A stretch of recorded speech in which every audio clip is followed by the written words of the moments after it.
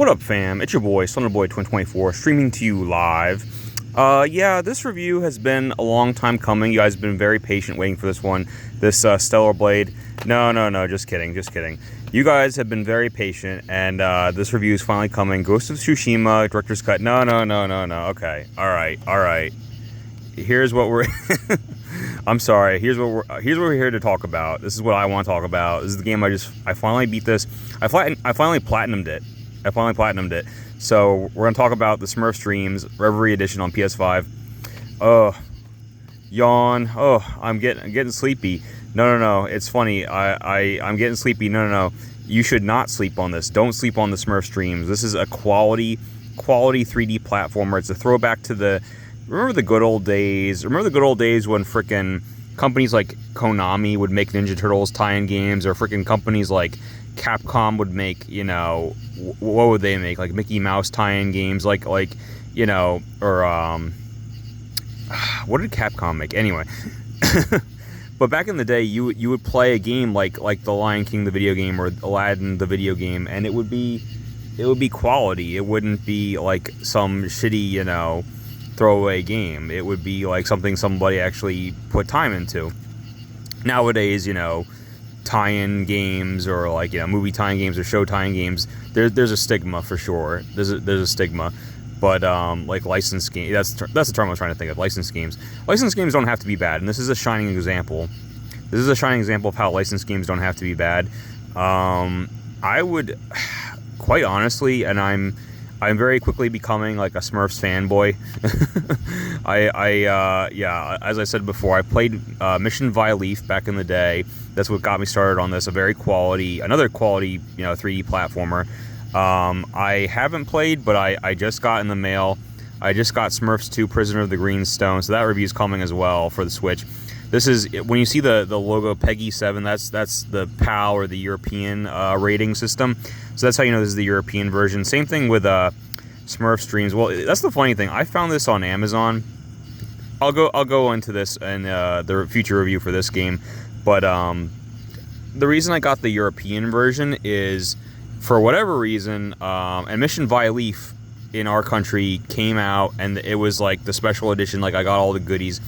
But the Smurfs have always been like a bigger thing in Europe. A friend explained this to me recently. That's why like they kind of keep pushing it. Like they keep trying to make it happen over here, and I'm like, why do they keep doing the Smurf stuff? Well, we get them over here, but the games and shows and such are popular in Europe. Okay, so like that, there is a reason they keep making this content. But anyway. And so, like, the Europeans actually give a shit. That's why the European versions of these games, past Mission Via Leaf, they actually come with the goodies. So if I bought the American version of this Switch game, I would only get the game. But because I bought the PAL version, I actually get all of these launch bonuses. So that's what's cool about that. But that's neither here nor there. Smurfs Dreams, same thing. The Reverie Edition, as you can see, PEGI 7. I got all these cool goodies because I got the PAL edition. The European edition. If I had bought the North American release, it would just be the game, which that's no fun. I love goodies. I live for the goodies. What's so curious about this, though, is I found this in my local retro gaming store, so I don't know how the hell they got this Europe. And actually, they had two copies. They had two copies of the PAL version of Smurfs Dreams. I don't know how the hell why the hell they had it, or how the hell they got their hands on the European version of this obscure title. But whatever. That was my game. Their loss, my game. Let me break it open again. I know I already did this in the last video, but I'll show you the goodies one more time real quick. Just give me a second on that.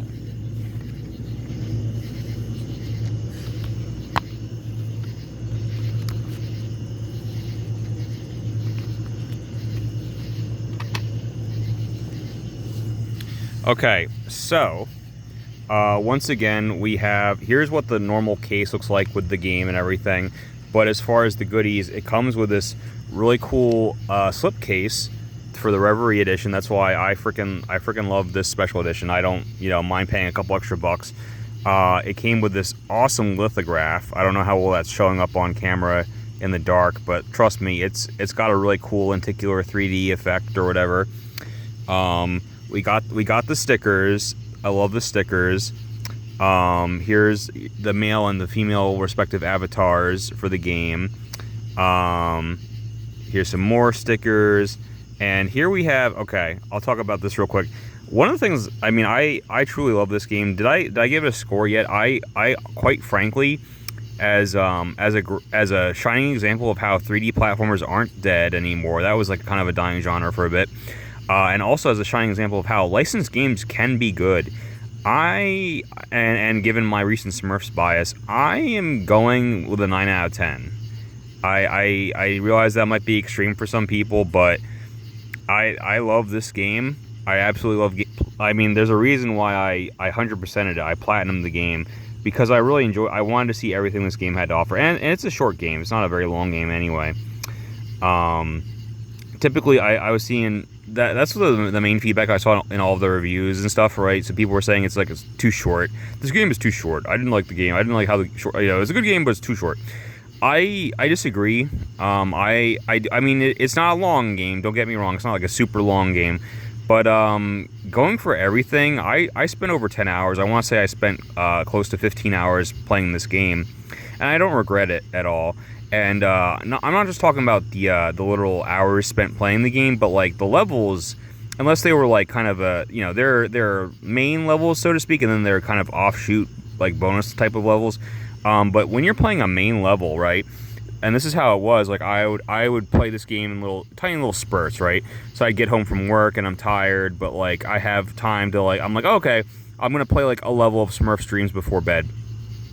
And I would do it, but it would take me longer than I expected to. And I don't mean that in a bad way per se, but it would always surprise me how long the levels were. And you can kind of judge because you have like the hub menu where you have like you're in every level you're trying to find like the hidden bobbin and then like the 5 hidden mushrooms, and so that's how you can kind of tell like I've progressed X amount in the level, and holy shit, I've only found like 1 hidden mushroom. There's still 4 more to go. You know what I mean? So like yeah, the levels were very meaty. Like after beating a level and after finding all 5 hidden mushrooms and the hidden bobbin, that would take me quite a bit, and I would, because you kind of have to explore every nook and cranny, and it's fun. I'm just saying like it would like take me, I would say, twice as long as I expected it to. So that was really all I had time for each night. It was like, oh, I had time to play like 1 level. Whereas like I thought like, oh, maybe I have time to play 2 levels. Like, no, not really. Like this level took a while to beat actually. And it's also a lot harder than I expected it to be. It's not like, it's not Dark Souls level, but like, yeah, it's especially towards the end, it's a difficult platformer. Like you really have to know your stuff to get through it. And they also do a very, very good job of varying up the gameplay. Here's a good example, because I remember when I first opened the box, I was like looking at the stickers, like, what the hell is this? Is this like the unknown from Pokemon? Kind of. No. So one of my favorite levels, how do I put this? So there are some levels that are almost like, think of the perspective from like Star Fox where you're flying, right? The camera's behind your ship and you're like blasting the meteors or whatever. There are levels in Smurfs Dreams that are kind of like that, where you're like flying and you're like dodging meteors and shit in space. I'm not even kidding. But there's one level that I really liked where all of a sudden, through the magic shenanigans, you're transformed into a Tetris block, and it's literally that imagine Star Fox crossed with Tetris, where you're flying towards the screen, you're dodging shit, but then these panels fly towards you, and there's like, and there's always going to be like a couple options. There's like 3 different holes in the panel, and you are like this L shape, so you can either fly into the L-shaped hole here, or if you invert yourself, there's an opening up there. You know what I mean? So like it turns into a Tetris game all of a sudden. And there's a button you can use to like break and slow the game down a little bit, but it only works for like a second or 2. That was a really, really fun level, and I wish the game like had more moments like that, but where it gets like really crazy and changes up the gameplay like that. That was kind of the only time they like really changed the formula. But otherwise, it's a standard, like, think of like I believe reviews compared it to Super Mario 3D World on Wii U, which is one of my favorite games of all time. So you are copying someone's homework, but you're copying the smartest kid in the class's homework. So I can't really fault you. They were definitely. It's not the most original game. Duh. It's a tie-in game for the Smurfs, but it's better than it has any right to be. And that's how I felt about Mission Vileaf. And that's why I hope that this game will be. I saw this also got good reviews, so I'm excited for this.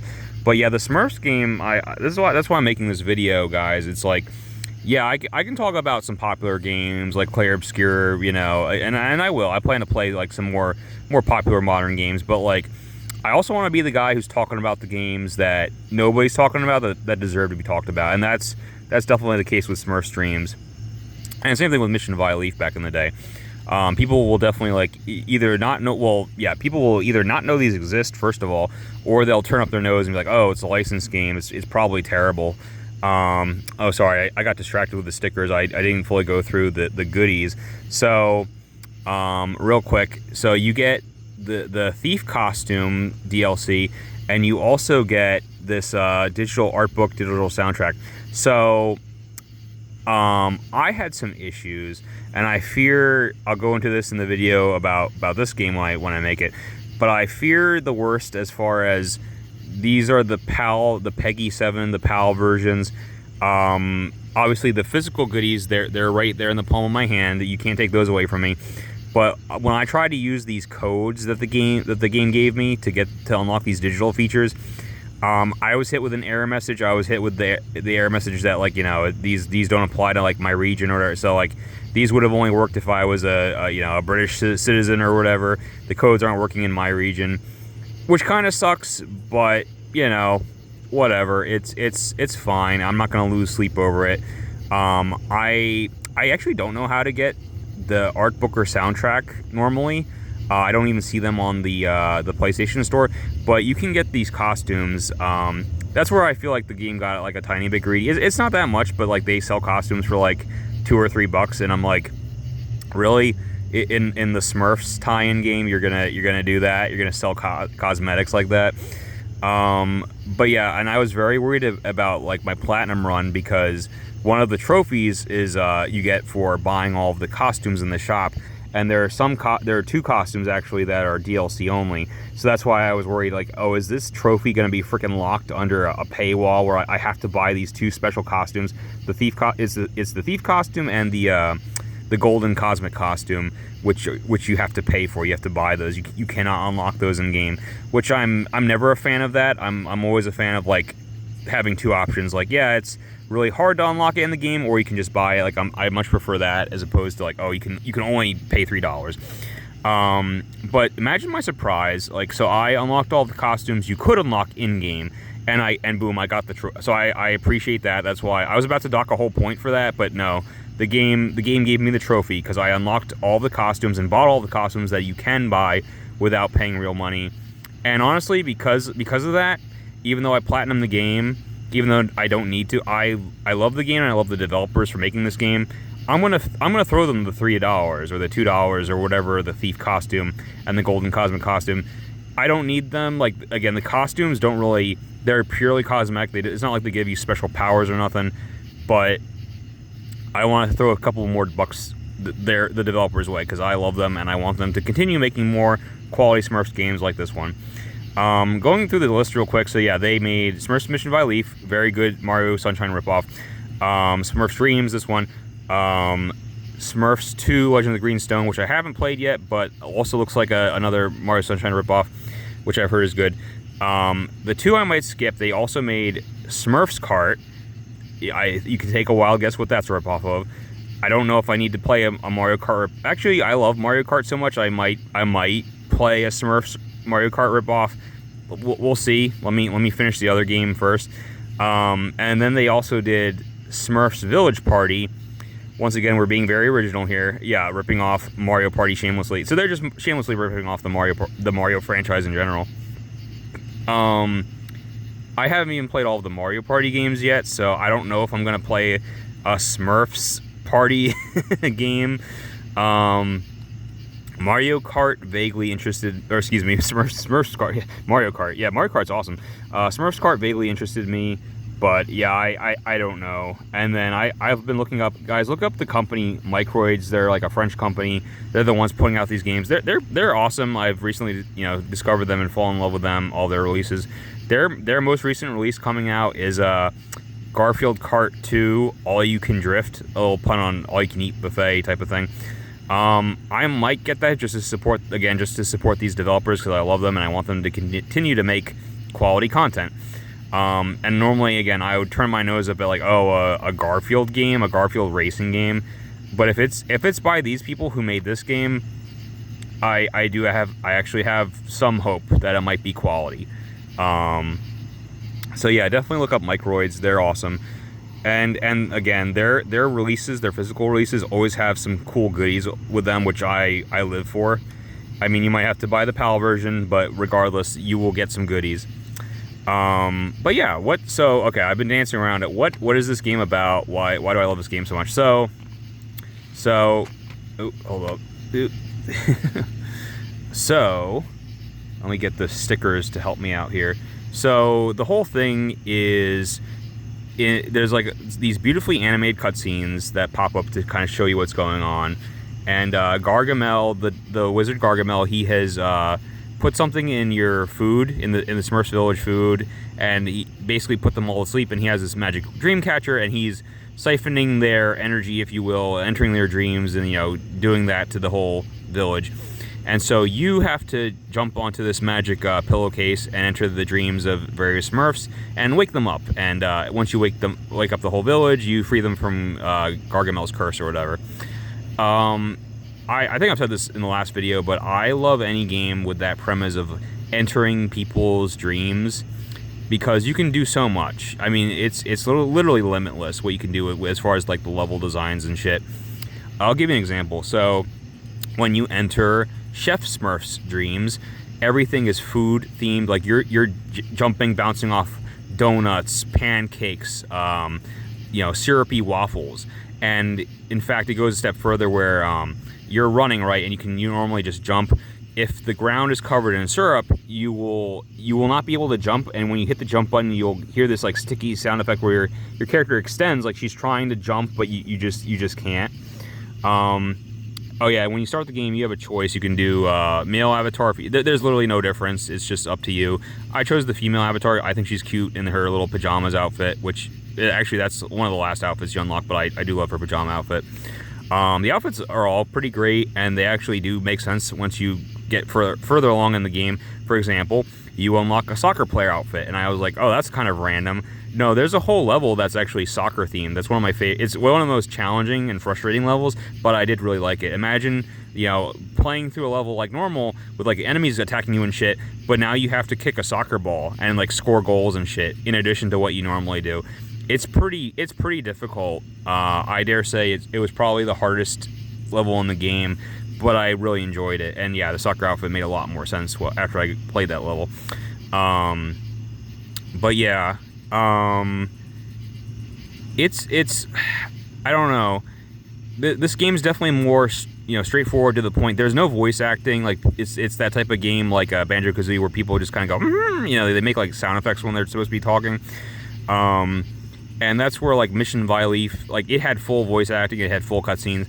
This game, it's again a little more cut to the chase, cut to the quick, which can be a good thing depending on what type of gamer you are. So there's not too much story, like I said, but that can be a good thing. But yeah, I really like how the levels have those different gimmicks. Like I said, there's like the food gimmick level. When you go to Vanity Smurf's level or world, dream, he's Vanity Smurf. So like everything is like mirror based. Like you have to like watch your reflection because certain panels or certain platforms are only visible on the reflective side of the mirror. You know what I mean? There's really cool ideas here, and each level really does feel distinct, and I loved it. And they also do this really cool thing where when you're transitioning in between a level, they also take inspiration, I would say, from Sonic Adventure 2, where you have like a rail and you're grinding. Imagine it's a little weird, but yeah, you're a Smurf and you're grinding on this rail like Sonic, and you can hit X to like do tricks like spin around and shit. I still never figured this out. I don't think there is a game to this or a mini game to this, but like there are rings and shit that appear on the track, and spinning into the ring doesn't seem to do anything. You don't seem to like whatever, get a bonus or pick up speed or nothing. So I think it's purely cosmetic. Like you can just ride the rail the whole level and it won't matter. I still haven't figured that out. Like what's the point of spinning? But what's really neat is as you have you have the village where you first spawn in, and that's where, you know, you see all the Smurfs that are asleep, and as you progress through the game, you wake more and more villagers up. And it's almost like any of those, I love any of those games where you have like a you know, a home base you go back to that slowly populates with people and shit. Like, going way back, if anyone's heard of the RPG Suikoden, the whole point is like you're collecting the 108 stars of destiny or whatever, and you have like a home base that you're slowly populating with people, and each person has like a thing that, you know, like, it's not just that you placed another person there, like, you know, you saved so-and-so, and so-and-so opens up an item shop at your base, you know what I mean? So similarly, when you save, let's say, Farmer Smurf, or who's the first one? Oh yeah, when you save Taylor Smurf, he's the one who finally allows you to buy costumes in the shop. So like, you know, not every single one has like a clear benefit like that, but some of them do, and I always appreciated that. For example, when you save Farmer Smurf starts like plowing land and stuff, and when you come back each time, he's been growing like berry trees, and so you can get like, you know, farm bonus berries and stuff. And berries are like the currency used to buy costumes. So I love that aspect of the game. I just wish there was like a little more to it than that, because most of the Smurfs you save, from what I can tell, they don't really do a whole lot to your base. You know, again, those are like the two main ones that I remember that really had an impact when you save them. I didn't really like play around with too much. Like, there was a thing where like if you walk past a butterfly, it'll like trigger another butterfly to fly, and I was like, yeah, I don't know. But there are some, again, when I was trophy hunting, I got all of the trophies. I platinumed the game. So there's trophies you get for like screwing around on your home base, the village. Like, you can jump on a whoopee cushion and surprise some Smurfs. That's a trophy. You can score. There's like suddenly a goal set up with a soccer ball. You can kick the ball and score a goal, and that's a trophy. You know, it's fun. I recommend platinuming the game. It doesn't take that much longer, and honestly, you'll have more fun for doing the extra side quest stuff. But yeah, whatchamacallit, so when you start in the village, and you jump on the giant pillow to enter the astral world map, and literally, this is where I said it before, this is where it's literally ripped straight from Astro Bot. Like, it's the exact same, you know, spacey hub world where you're flying around, and you can hit the button to spin your ship around, or spin yourself around in this case. But again, Astro Bot, one of my favorite games of all time. You're copying the smartest kid in the class's homework, so that's, you know, you're smart to do that. You know, no complaints. And there's optional levels. That's what I was saying before. Is like, there's clearly, you know, certain levels you have to beat to continue the story, but then you unlock like certain mini levels that say instead of 5 mushrooms, they have like 3 astral mushrooms to collect. But I recommend doing it. Like, get everything. Why not? It's fun. It's fun. You want.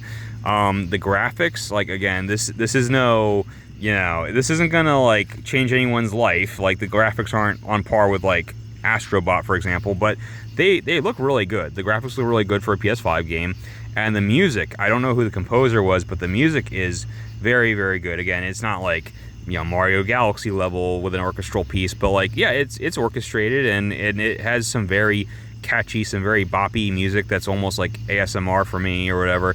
Like, yeah, I mean, again, I got everything I wanted out of this game. Beautiful visuals, really catchy, beautiful music.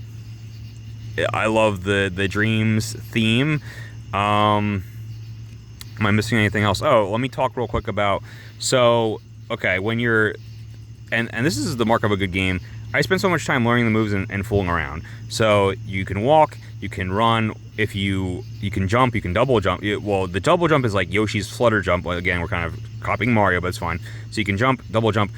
While you're in the air, you can also hit square to create a bubble to suspend yourself in the air for a little bit. This is very useful when you are in a level with like disappearing platforms and shit. And then what I also found is when you're in bubble form, if you hit the jump button, you can pop out of the bubble to give yourself a little extra oomph to jump when you're jumping. So what you'll want to do is you'll get a running start and jump, and so when you run and jump, you do like a little somersault that gets you like a little further, a little higher. So you run, jump, somersault, create a bubble, pop out of the bubble, and that is the best way to extend your jump reach as much as humanly possible. So that's my pro tip. That's what you should always kind of be doing, that little combo. But yeah, in addition, the special weapons you can get in this game, are they all shown here? Maybe they're not. But yeah, you can get yeah, you get these keys to open secret doors to get to hidden parts of the level. But yeah, you get here's the hammer. They at least show that, and oh yeah, there's the candle.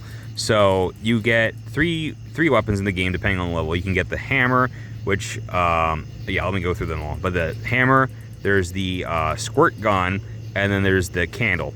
So the candle is really interesting, where you can reveal hidden platforms by turning the candle on or off.